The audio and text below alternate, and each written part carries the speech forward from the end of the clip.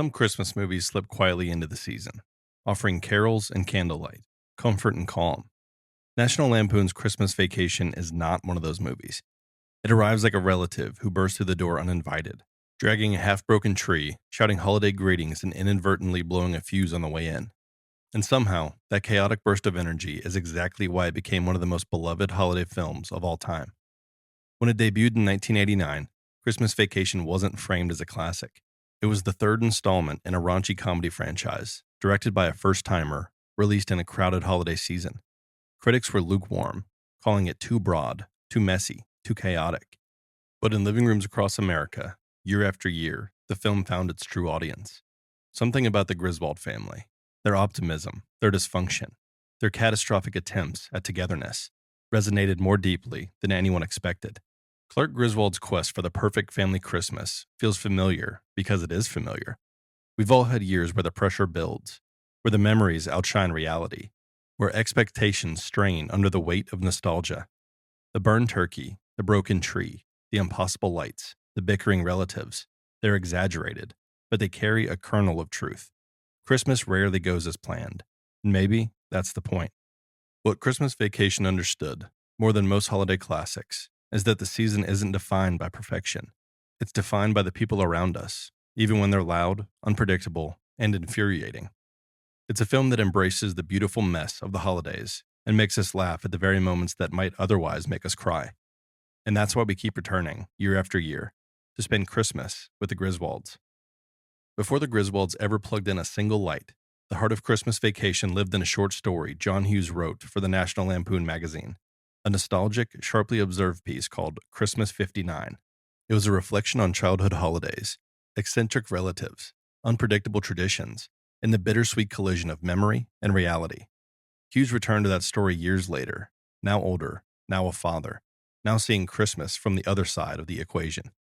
By 1989, Hughes had become one of America's most influential storytellers. He captured adolescence in 16 Candles and The Breakfast Club, adulthood in Planes, Trains, and Automobiles, and the messy in-between spaces in everything he touched. When he adapted Christmas 59, he didn't simply dramatize childhood memories. He transformed them into Clark Griswold's adult mission, recreate the magic he remembered, no matter how impossible it might be. And so, for the first time in the Vacation franchise, the family didn't travel. They stayed home. That single change reframed the entire story. Instead of external chaos, wrong turns, broken cars, disastrous theme parks, the chaos would come from within. The Griswolds' home became a pressure cooker for expectations, nostalgia, disappointment, and hope. Clark's desire wasn't extravagant. He didn't want a luxury Christmas or a flawless celebration. He wanted the kind of holiday he believed he'd once had, the kind that glowed from the other side of the memory. He wanted connection, warmth, a magical moment that made all the stresses of adulthood feel worthwhile. But Hughes understood the trap. Nostalgia is powerful, but it's also deceptive. Memory edits out the mess. Real Christmases were never as perfect as we remember them. And that tension, between the Christmas in Clark's mind and the Christmas unfolding around him, sets the entire film in motion. The production of Christmas Vacation was almost as chaotic as the story itself. Before filming began, Warner Brothers hired a young Chris Columbus to direct. But after 2 difficult meetings with Chevy Chase, Columbus walked away. That twist of fate would change the entire history of cinema. Within weeks, John Hughes handed him the script for Home Alone. Meanwhile, Christmas Vacation found its new director, Jeremiah S. Chechik. He was known for stylish commercials, not Hollywood comedies, but he understood one thing instantly. This movie was a live-action cartoon. Every shot needed energy. Every gag needed escalation. Every scene needed to feel like it could burst at the seams. And it did, often literally. Filming in Colorado for the sledding and exterior scenes, the cast endured an unexpected blizzard that buried the set under feet of snow. Juliette Lewis and Johnny Galecki, playing the Griswold kids, were shuttled up icy hills by snowcats. Randy Wade improvised constantly, surprising his co-stars with new lines, gestures, and physical bits. Chevy Chase broke his pinky during the Santa yard meltdown. That take stayed in the film. The iconic squirrel scene was supposed to feature a trained squirrel, but the animal died the morning of the shoot. With no backup, the crew used a wild squirrel instead. The screams, the panic, the chaos, it's all real. Even the set itself seemed determined to participate in the mayhem. During the arrival of Uncle Lewis and Aunt Bethany, a real earthquake shook the Warner Brothers soundstage. The footage was usable, so it stayed. Despite the accidents, the cold, the improvisations, and the technical mishaps, the cast found a rhythm. They laughed, they collided, they committed. And slowly, scene by scene, the chaos turned into chemistry, the very thing that made Christmas Vacation unforgettable. Amid the explosions, the lights, and the pratfalls, Christmas Vacation delivers one moment that's startlingly quiet: the attic scene. It's the emotional heart of the film. Trapped alone while his family goes shopping, Clark rummages through dusty boxes and discovers old home movies. Wrapped in a pink turban and an old fur coat, he sits down and watches grainy footage of his childhood Christmases. The flickering images, imperfect, overexposed, poorly framed, carry a warmth that no modern holiday could ever replicate. For the first time, the film pauses. No jokes, no chaos, just a man watching how things used to be. This is the moment when the audience finally understands what Clark has been chasing. Not perfection, not decoration, not even praise. He's chasing the feeling that those home movies give him. The glow of a Christmas that felt magical simply because he was young enough to believe it could be. The kind of memory that softens over time, becoming gentler and brighter than it ever was in reality. The attic scene reframes everything that happened before and everything still to come. It reveals the ache beneath Clark's optimism, the fear that adulthood has robbed Christmas of its wonder, and that he'll never experience the magic he remembers. He's trying to give his family the dream he once lived, even though he can't articulate what that dream really is. That's why the disasters hit him so hard. Every setback feels like proof that he's failing, not as a host or a decorator, but as a father trying to recreate something sacred.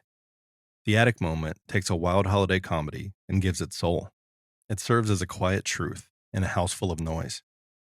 No scene in Christmas Vacation is more iconic or more revealing than the lighting of the Griswold house. It's the moment every fan anticipates. It's the moment that defines Clark Griswold. It's the moment this movie becomes legend.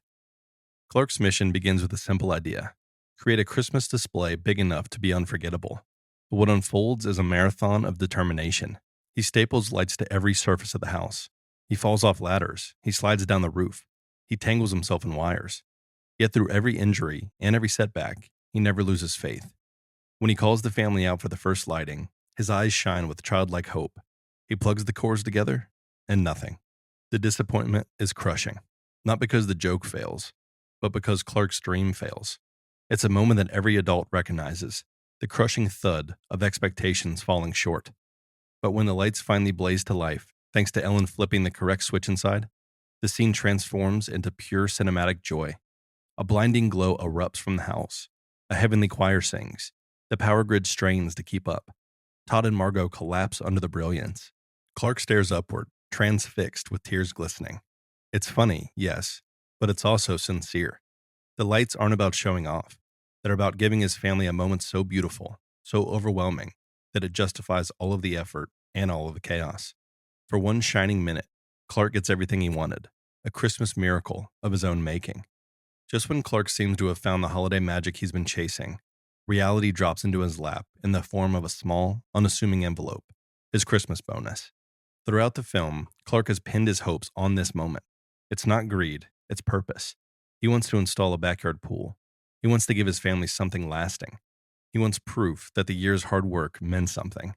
So when he opens up the envelope and finds not a check, but a 1-year membership to a Jelly in the Month club, the emotional impact is immediate and devastating. His smile fades. The room sinks into silence. For the first time, the comedy stops being funny.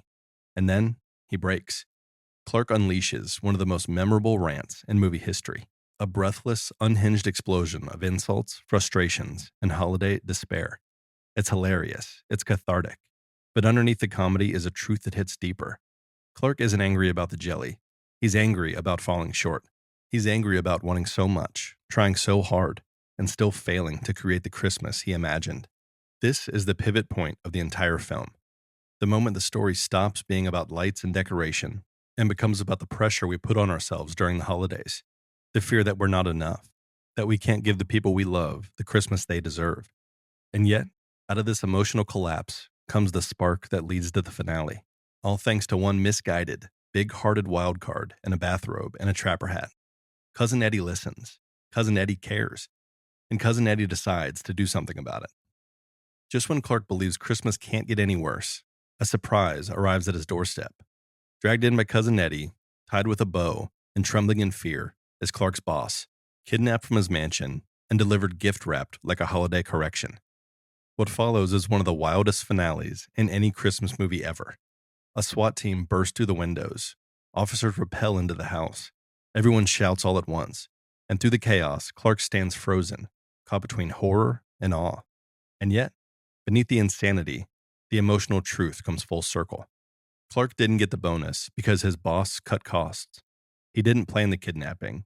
He didn't orchestrate the rescue. But he did create something far more meaningful. A moment where everyone, family, neighbors, colleagues, even the bumbling SWAT officers, sees how hard he tried to build a Christmas worth remembering. When the boss apologizes and reinstates the bonus, the film pivots back toward sincerity. The family gathers outside. The lights glow again.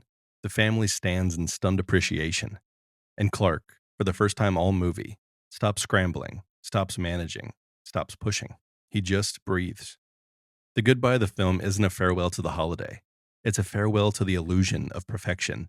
Clark finally understands that Christmas doesn't need to match his childhood memories to matter. It just needs the people around him. Loud, flawed, chaotic, loyal, to all show up. And they do. In their own unpredictable ways, they always do.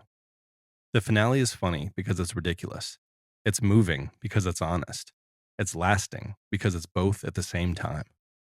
When Christmas Vacation first hit theaters, no one imagined it would become a cultural cornerstone. But like the best holiday traditions, its power grew slowly, gathering meaning year after year as families made it a part of their seasonal ritual. Today, it's more than a film. It's a language. Someone gets overly ambitious with their lights, going full Griswold. Someone serves a dry holiday turkey. It's a little dry. Someone wears a transparent sweater. That's a real nice surprise, Clark. Quotes, gifts, sweaters, moose mugs, inflatable RVs, and elaborate yard recreations all celebrate the film's influence.